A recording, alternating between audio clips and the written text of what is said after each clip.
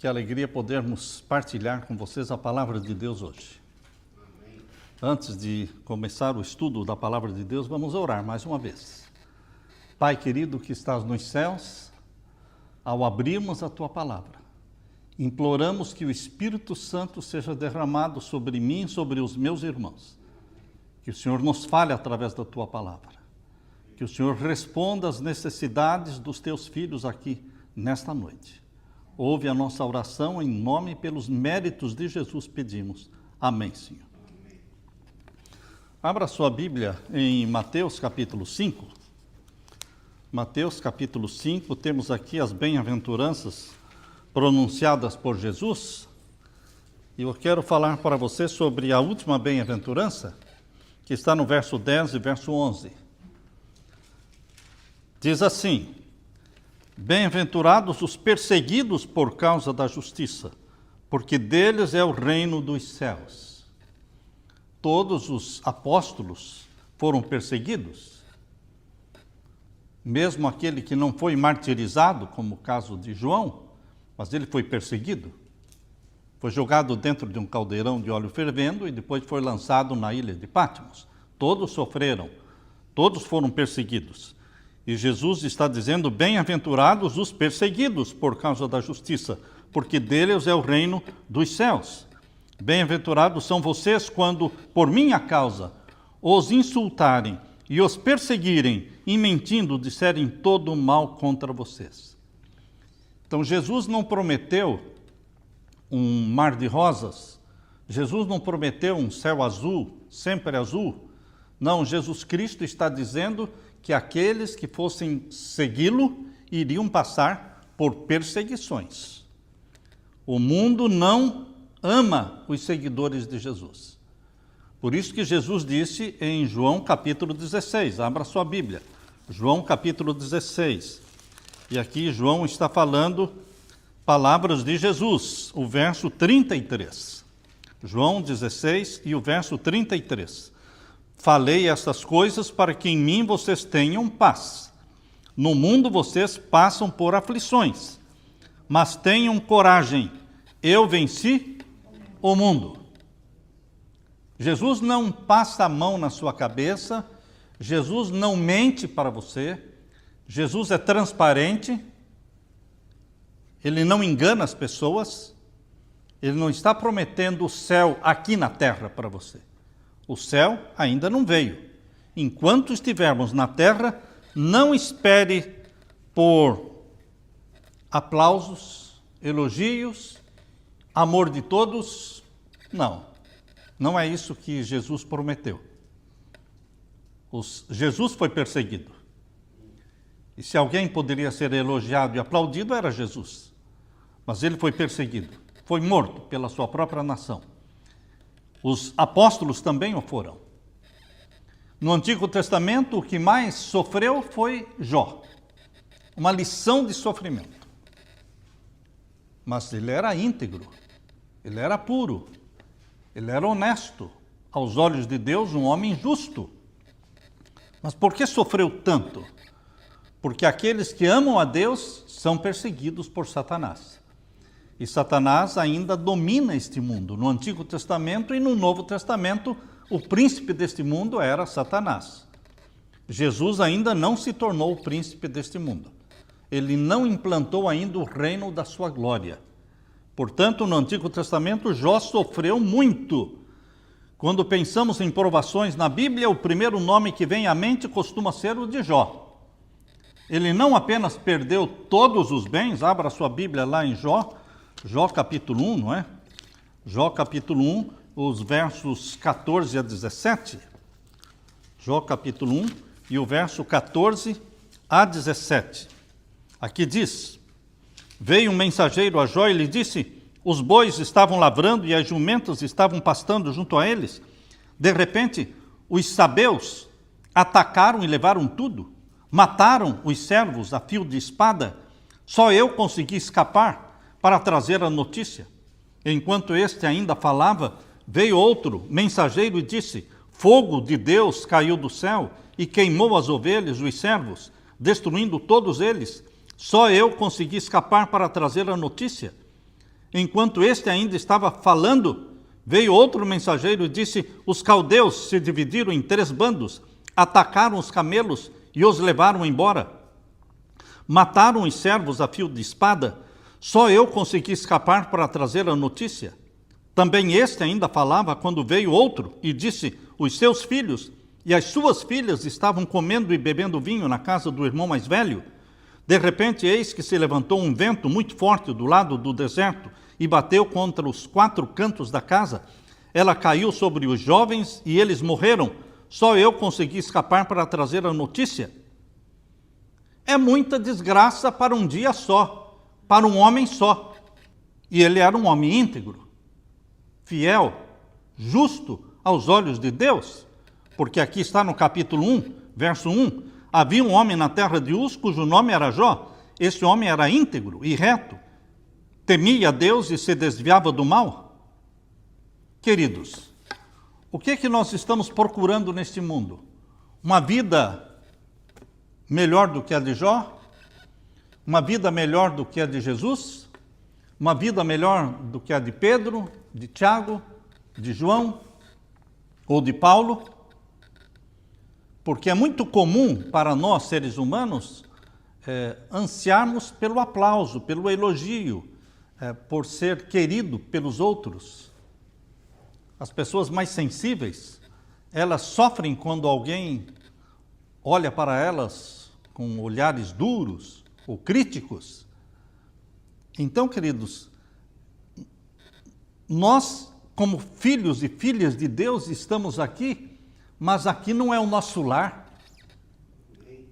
Não é o nosso lar, nós estamos aqui como peregrinos, de passagem. No Novo Testamento a história não mudou.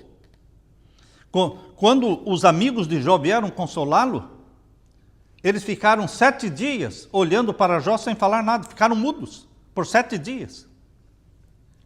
Só olhando para ele, porque viram que a situação dele era deplorável.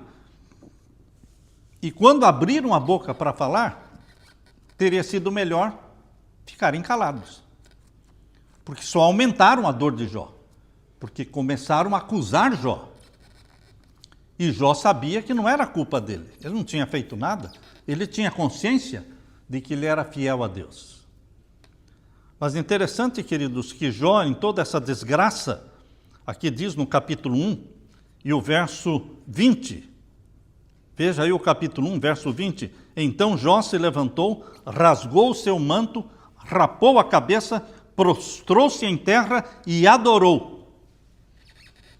Não xingou, não blasfemou, não jogou tudo para cima, não se rebelou contra Deus, mas aqui diz que ele rasgou a sua roupa, prostrou-se em terra e adorou a Deus.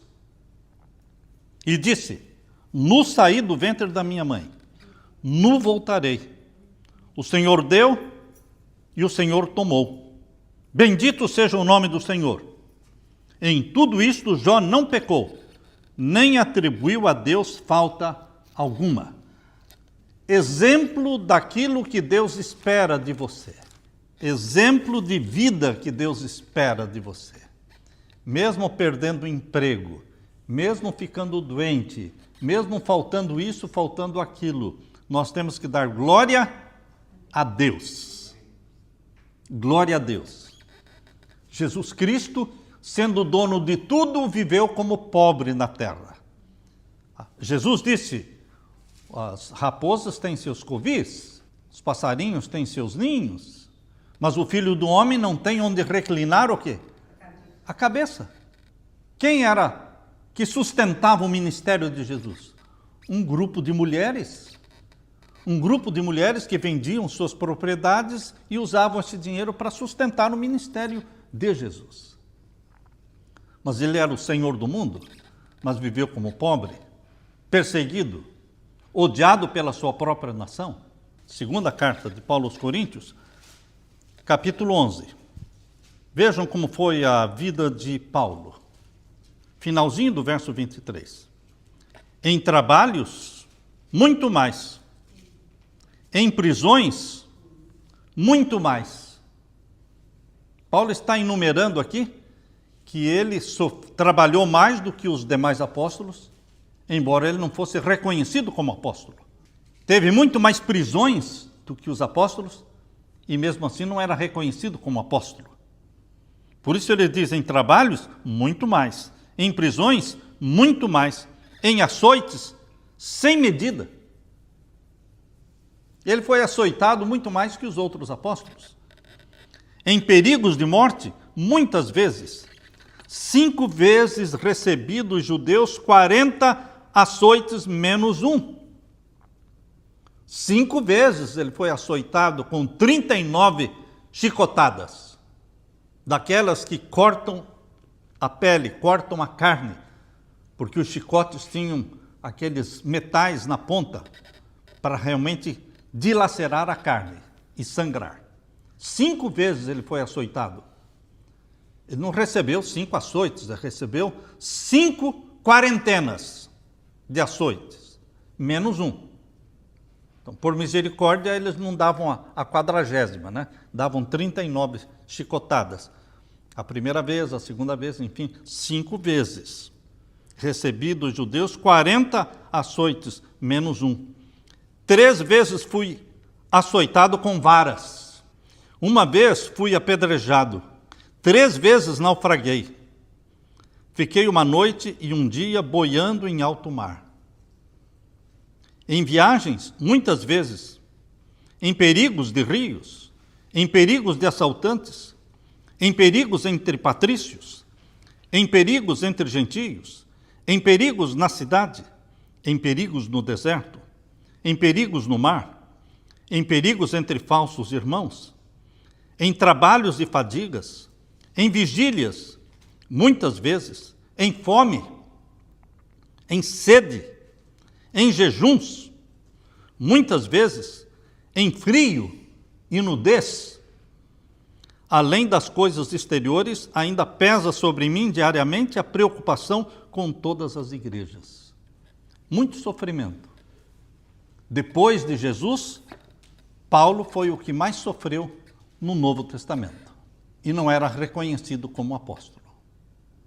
Não era aplaudido no mundo, nem na igreja. Porque muitas vezes nós queremos ser cristãos aplaudidos, reconhecidos. Queremos que a igreja nos ame. Queremos que todos, na saída, apertem a mão e dizem, olha, parabéns, parabéns. Estávamos precisando de um pastor como você. Olha que sermão maravilhoso. E quando ninguém fala nada, o pregador volta triste para casa. A minha esposa geralmente pergunta, alguém comentou alguma coisa do sermão? Quando eu digo, várias pessoas comentaram, quando eu digo, não, ninguém comentou. Acho que não gostaram, né? Queridos, é natural do ser humano, é o filho querendo agradar os pais, são os pais querendo agradar os filhos, são servos, empregados querendo agradar o patrão enfim, todo ser humano quer agradar. Esposa quer agradar o marido quer agradar a esposa. Nossa natureza espera por isso, mas nós temos que amadurecer. Nós precisamos amadurecer, porque Jesus não teve reconhecimento nem da sua família, Paulo não teve reconhecimento nem da sua família também, nem da sua igreja, porque não o reconheciam como apóstolo. Foi uma vida dura. E nós, às vezes, queremos uma vida fácil, uma vida confortável. A igreja está morna, a igreja está vazia, porque está faltando perseguição. Está faltando perseguição. Está faltando acender a fogueira. Por que não existia apostasia na igreja primitiva? Porque na igreja primitiva, quem era cristão de verdade, com risco de ser morto. Com risco de ser morto. Mas hoje, com esta liberdade que existe, nós temos templos, não precisamos nos reunir nas cavernas, não precisamos nos reunir em casas, porque temos templos com ar-condicionado, então as pessoas não valorizam. Queridos, A igreja está morna por falta do fogo do ourives. Deus faz milagres quando você está em prova. Deus não faz milagres quando desnecessariamente, ou seja, quando você não está em teste. Eu estou lendo o livro do Pavel Goia, e ele disse que ele ficou 9 meses no quartel, no comunismo, e a questão do sábado coube a ele prisões, ameaças, insultos, muita provação para não trabalhar no sábado. Mas ele nunca trabalhou. E ele conta que ele tinha uma moeda. E essa moeda ele usava para ligar para a família e para a namorada também. Mas ele tinha uma moeda que, para falar no telefone público, era colocar a moeda, era para dizer oi e tchau. Não dá para falar mais nada. Porque era uma moedinha. Ele via os outros com um monte de moeda para falarem ali 30 minutos, 40 minutos. Ele só tinha uma moeda. Mas ele colocava aquela moeda e falava 30, 40 minutos com a família, com a namorada, e o telefone não desligava. E depois, quando ele colocava o telefone no gancho, a moedinha caía de novo, era devolvida para ele. E ele tinha aquela moedinha por 9 meses no bolso dele. E ele usava aquela moedinha cada vez para ligar, e era devolvida para ele, a mesma moedinha. Até que ele contou para um amigo isso, o amigo disse, não, eu não acredito nisso. Não, é verdade, não acredito. Então eu quero ver isso aí. Então foram para o orelhão. E ele fez, enquanto o amigo lá falando no outro orelhão, que estava usando um monte de moeda para falar com a família, ele não, ele só uma moeda e falou com a família o tempo todo. E o amigo falou, não, eu acho que você encontrou um orelhão estragado, que não funciona. Por isso não está cobrando. Tá, então vamos trocar. Então você vem nesse aqui e eu vou naquele lá. Do mesmo jeito. Não, eu acho que tem alguma coisa a ver com a sua moeda então. Então você usa a minha moeda, eu uso a sua. Da mesma forma. Só funcionava com ele. Depois de 9 meses, ele agora ia voltar para casa. Era o último telefonema que ele ia fazer para a família. Então ele foi com a sua moedinha lá no orelhão e ligou e falou com a família, 30 minutos, 40 minutos. Era a última vez, a última necessidade. Quando ele terminou, que pôs o telefone no gancho, a moedinha não caiu. Deus sustentou 9 meses com aquela moedinha. E ela era devolvida cada vez que ele telefonava. Deus faz os milagres na necessidade. Deus não faz milagres sem necessidade. Deus faz milagres na provação. Quando Deus abriu o Mar Vermelho para o seu povo, eles tinham um exército egípcio atrás deles, que estavam vindo para matá-los, para aprisioná-los novamente. Deus abriu o Mar Vermelho.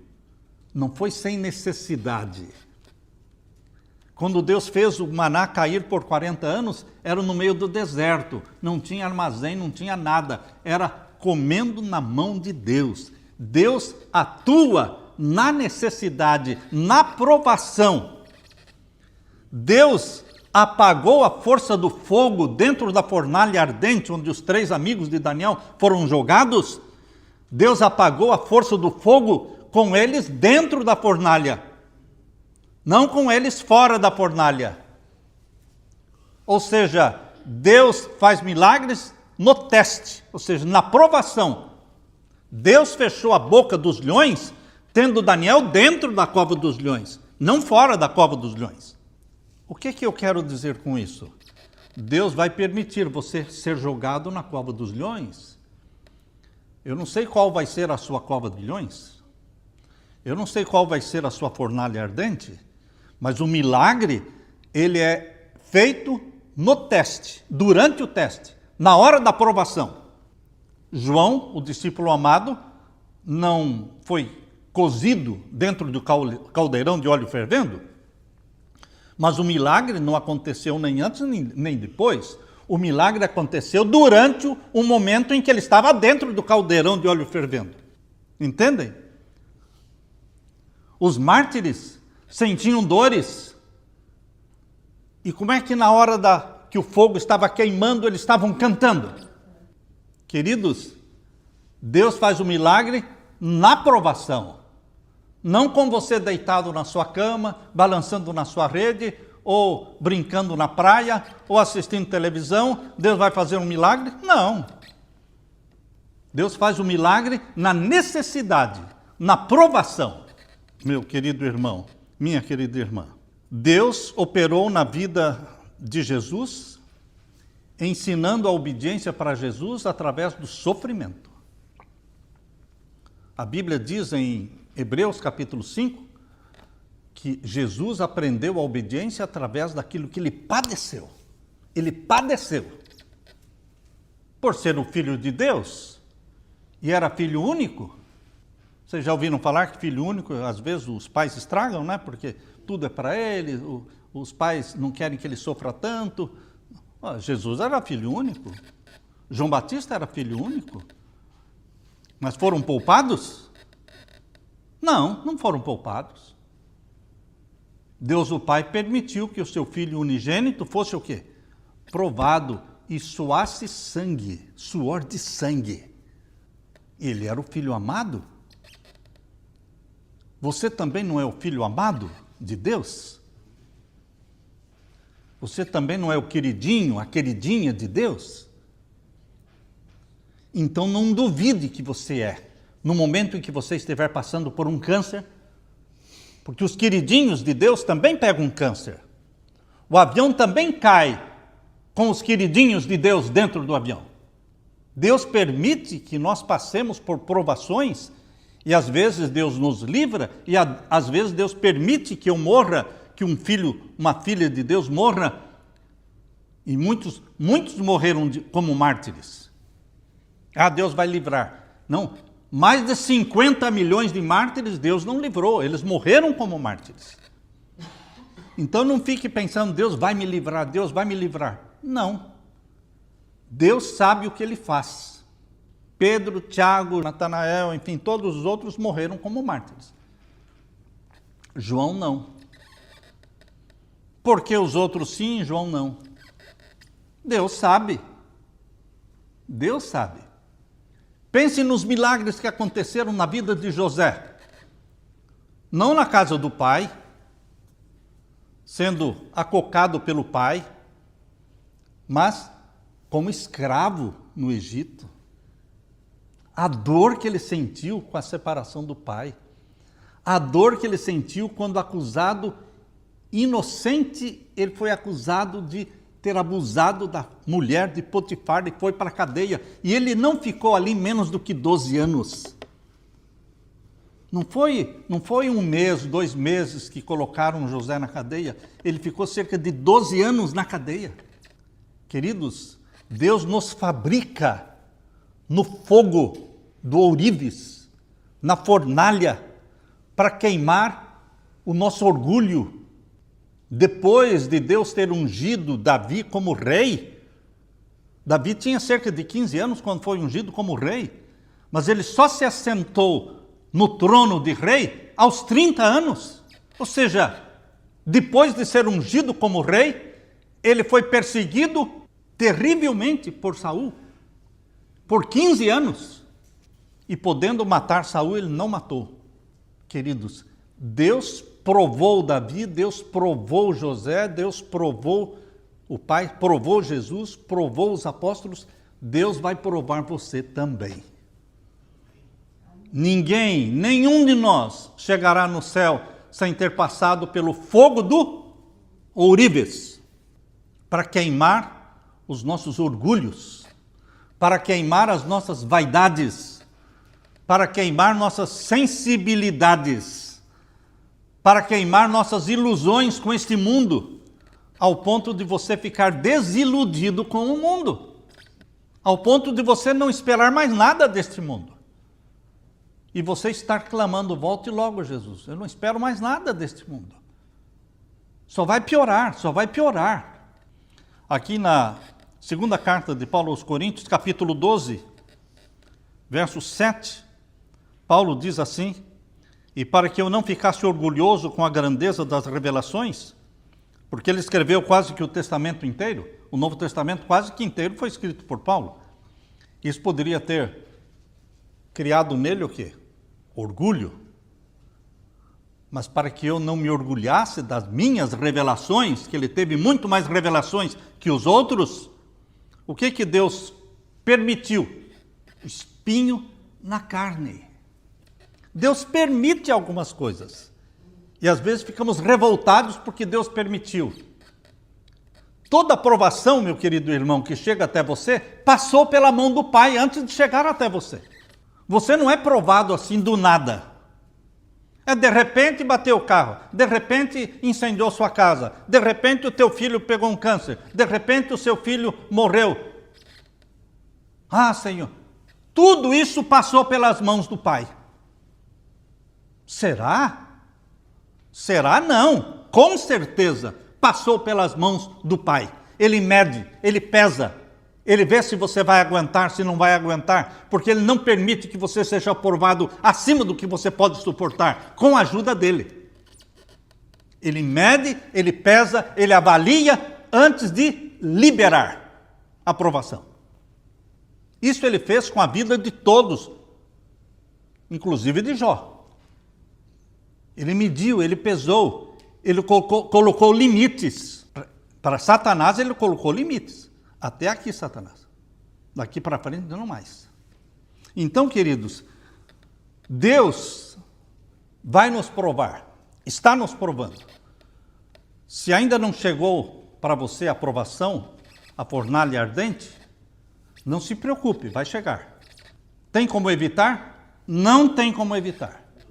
Deus não vai levar para o céu pessoas que não passaram pelo fogo do ourives.